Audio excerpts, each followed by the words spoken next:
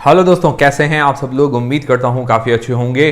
तो दोस्तों, आधार housing finance और टीबीओ टेक का आईपीओ, इस आईपीओ में अप्लाई करने के लिए कल की तारीख में मतलब 10 मई को आखिरी दिन है।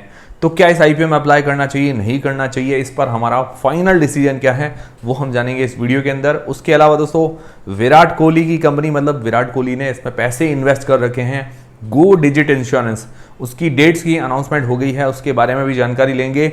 उससे पहले दोस्तों, आप सभी को इंतजार है इंडिजन लिमिटेड के आईपीओ के अलॉटमेंट स्टेटस का, पर अभी तक इसका अलॉटमेंट स्टेटस नहीं आया है। जब तक मैं वीडियो शूट कर रहा हूं, जब मैं वीडियो शूट कर रहा हूं तब तक तो नहीं आया है। अगर मान लो वीडियो लाइव होने तक आ जाए तो मैं साइड में स्क्रीनशॉट डाल दूंगा या टेलीग्राम चैनल पर आपको अपडेट कर दूंगा।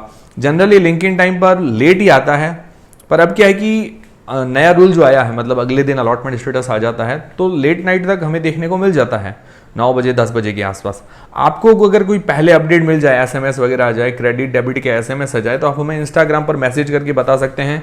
कल जो अगला वीडियो होगा उसके नाम, जो सभी के नाम 3-4 लोग 5 लोग पहले बताएंगे, उन सभी के नाम वीडियोस के अंदर फ्लैश कर दिए जाएंगे। तो इंस्टाग्राम की लिंक डिस्क्रिप्शन के अंदर है, व्हाट्सएप चैनल, फ्री में डीमेट अकाउंट, टेलीग्राम, सबकी लिंक डिस्क्रिप्शन के अंदर आपको मिल जाएगी। और इसकी जीएमपी चल रही है 60% के आसपास, 60% के आसपास, 270 रुपए पर शेयर, 33 मतलब 33 शेयर्स का लॉट है। तो 8,910 रुपए हमें एक लॉट पर आज की तारीख में फायदा देखने को मिल रहा है। परसेंटेज वाइज 60% जैसा ग्रे मार्केट का प्रीमियम, बहुत ही बढ़िया इसकी डिमांड चल रही है।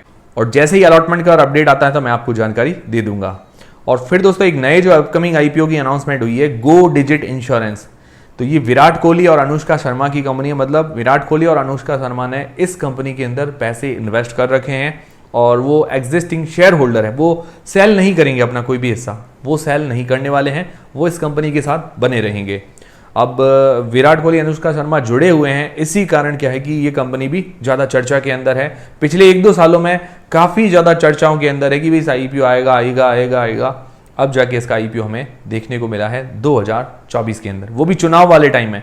चुनाव वाले टाइम में थोड़ा गर्मा गर्मी का माहौल रहता है भाई, मार्केट ऊपर नीचे बहुत ज़्यादा होता है। तो उसमें अभी कंपनियां जो आ रही है बड़ी रिस्क लेके आ रही है, और बड़ी बड़ी जानी मानी कंपनियों के जिनके आईपीओ इतने टाइम से अटके हुए थे, उनके आईपीओ अभी देखने को मिल रहे हैं। तो काफ़ी अच्छी बात है। अब देखते हैं इसका प्राइस बैंड मार्केट लॉट कैसा आता है। 15 से लेकर 17 मई के बीच में ये आईपीओ ओपन रहेगा। और ये कंपनी क्या है, इंश्योरेंस वगैरह सेल करती है। ठीक है, ये था update. Price band market lot आता ही मैं आपको जानकारी दे दूंगा। अब दोस्तों, मेन सवाल ये आता है कि टीबीओ टेक का आईपीओ और आधार हाउसिंग फाइनेंस का आईपीओ, इस आईपीओ में अप्लाई करने के लिए कल की तारीख में आखिरी दिन है। तो फाइनल डिसीजन क्या है। सबसे पहले टीबीओ टेक का आईपीओ, तो इसको जो टोटल सब्सक्रिप्शन मिला है 4.18 गुना के आसपास और 3500 करोड़ रुपए के आसपास लगे हैं 2 दिन के अंदर इस आईपीओ पर। बढ़िया पैसा लगा है। ओवरऑल फुल्ली सब्सक्राइब ये हो चुका है। और बात करें क्यूआईबी पोर्शन की, तो क्यूआईबी पोर्शन को छोड़ के सारे पोर्शन फुल्ली सब्सक्राइब हो चुके हैं। उम्मीद है कि कल की तारीख में क्यूआईबी की तरफ से और बढ़िया सब्सक्रिप्शन मिल सकता है। और पर्सनली मैंने 1-2 लॉट रिटेल कैटेगरी के अंदर, 1-2 लॉट एचएनआई कैटेगरी के अंदर अप्लाई किए हैं। ठीक है, मेरा भी इरादा है इस आईपीओ में अप्लाई करने का, और मैंने कुछ किए भी हैं, कुछ कल करूंगा। जो बचे हुए हैं वो कल की तारीख में मैं करूंगा।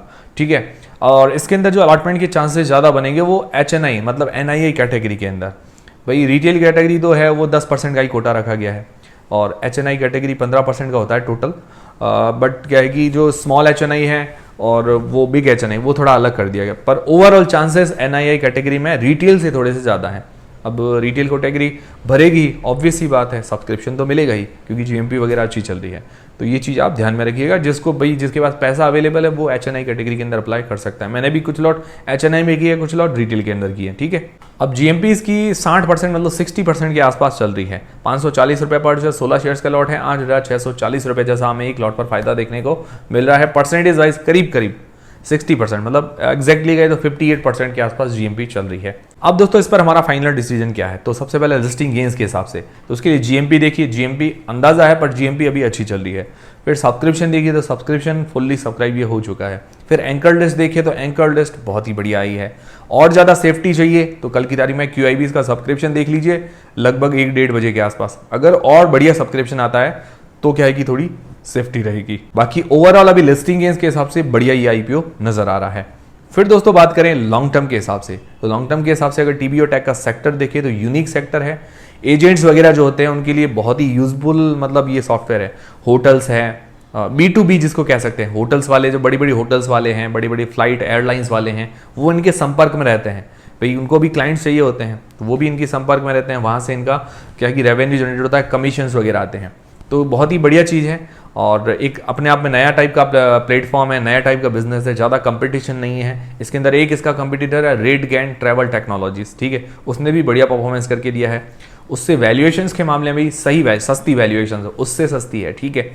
उसके अलावा फाइनेंशियली फंडामेंटली काफ़ी स्ट्रॉन्ग कंपनी है, रेवेन्यू प्रॉफिट के अंदर अच्छी ग्रोथ है, डेट फ्री कंपनी है, ये काफ़ी अच्छी बात है। मैनेजमेंट वगैरह बहुत बढ़िया है। और नेगेटिव्स की बात करें तो विशेष ज़्यादा तो कोई नेगेटिव नज़र नहीं आई, पर देखिए वैल्यूएशन जो है, अगर देखिए अभी जो GMP चल रही है उस हिसाब से लिस्ट होता है, तो वैल्यूएशंस बाद में थोड़ी सी महंगी हो सकती है, उसके बाद हो सकता है कि थोड़ी स्लो ग्रोथ करे, ये पॉसिबल है।